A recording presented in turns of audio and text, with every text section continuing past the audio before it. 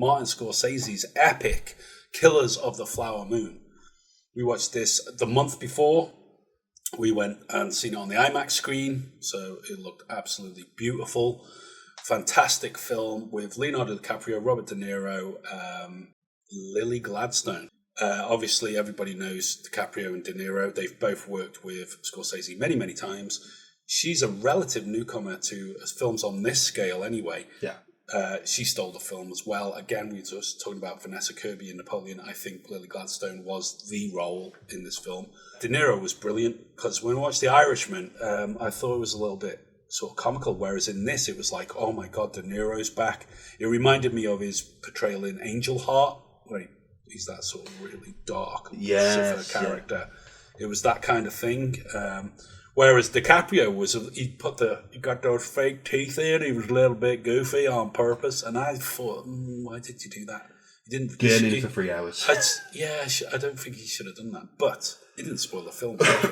And Lily Gladstone was amazing, and I was just so impressed with the scale of it. It was like I was kind of emotional watching it, because I thought this is a proper old-fashioned movie in a sense. No CGI to be seen anywhere. The costumes, the music, everything about it, I just relished in it. Hell of a powerful story as well. It was. It was nice because it's a different story as well. This is not a typical story they're telling it, and it was such a big tale and an epic film in that way. And I say, lots of the scale of it, lots of different sets and stuff, and you did feel like you were dropped in there. It was you just bought into it straight away. And Scorsese is very good at doing that. And the cinematography was just outstanding. It just looked, it was, every frame was a painting, and you're just like, this is gorgeous. This is really great. De Niro was fantastic. This is a kind of back to form kind of film for him, I think. I agree. I think DiCaprio was great as well. Although he was great.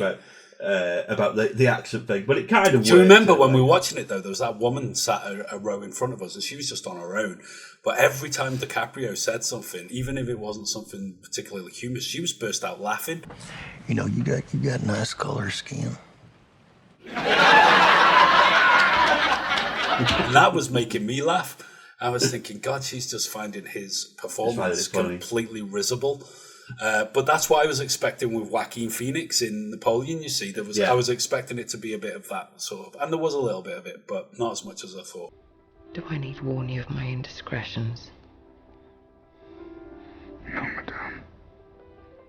A great full cast though as well. You know, Jesse Plemons showing up. Oh, he's great, and the more I see of him, the more I love Jesse Plemons. He's great. Oh yeah, he's amazing. Yeah, Brendan Fraser turned up as the lawyer at the end. I know, it's great to see him back in the mix with people. Yeah. So everyone was in it. Everyone, man and his dog. You know, and it was just a big Scorsese experience again, where you're like, this is great. This is cinema. It's supposed to be a suicide, you dumbbell. You didn't tell him to leave the gun. I don't know why I told him to leave the gun. I told him exactly to leave the gun. I thought to myself, someone like Scorsese, when they're gone, this is what we're going to lose. People who make films like this or are able to. They've got such gravitas that Apple or Netflix or whoever it is will throw enough money at them to say, you do it your way, we'll spend out on the sets, we'll spend out on the supporting actors, we'll spend out on everything that, you know, we usually would maybe cheap out on by doing some sort of CGI stuff. Not that that's cheap, but you know what I mean? And I mean cheap in the sense of, you know, there's a certain quality to having, you know, these huge expansive scenes. The physicality, yeah. It's the trust, isn't it? It's like, it's having these directors that they trust to just go and make the film and not have the studio interference with everything. And it's unfortunately a very small pantheon, really. If you have enjoyed this video, please consider supporting us at buymeacoffee.com or join us on Patreon. All links below.